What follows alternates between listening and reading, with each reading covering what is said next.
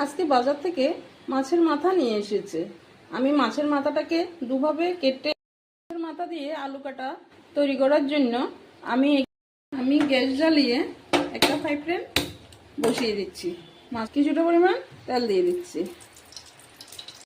মাছের মাথাটা দেখুন ভাজা হয়ে গেছে। এবার একটা বাটিতে আমি উঠিয়ে নিচ্ছি।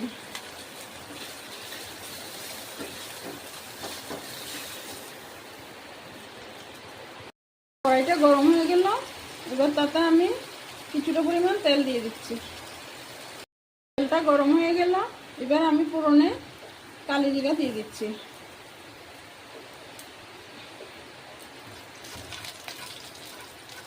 দেখুন পেঁয়াজগুলো লাল হয়ে গেল। এবার তাতে আমি দিয়ে দিচ্ছি আদা বাটা,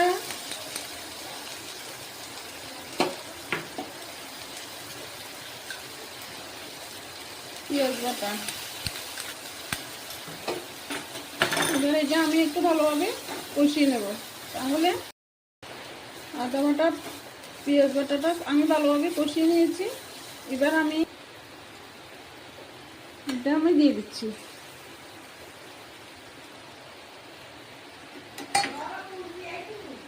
এটা আমি ভালোভাবে কষিয়ে নেব।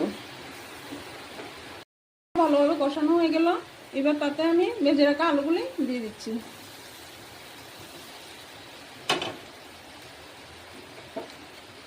5 মিনিট কষানো হয়ে গেল। আমি খুন্তিটা দিয়ে মাছের মাথাগুলিকে ভেঙে দিয়েছি, না হলে তরকারির স্বাদটা ভালো লাগবে না। মাছের মাথাগুলি ভাঙা হয়ে গেলেই তরকারিতে আলু কাটা মাছের মাথার তরকারিটা ভালো স্বাদ আসবে।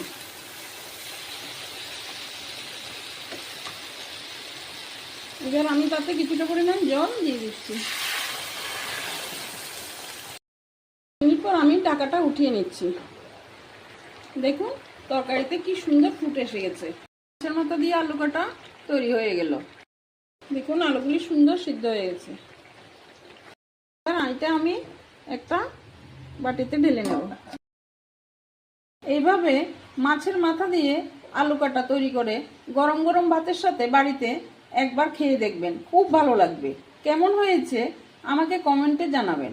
এমন নতুন নতুন ভিডিও পেতে সাবস্ক্রাইব করুন রান্নার হাট।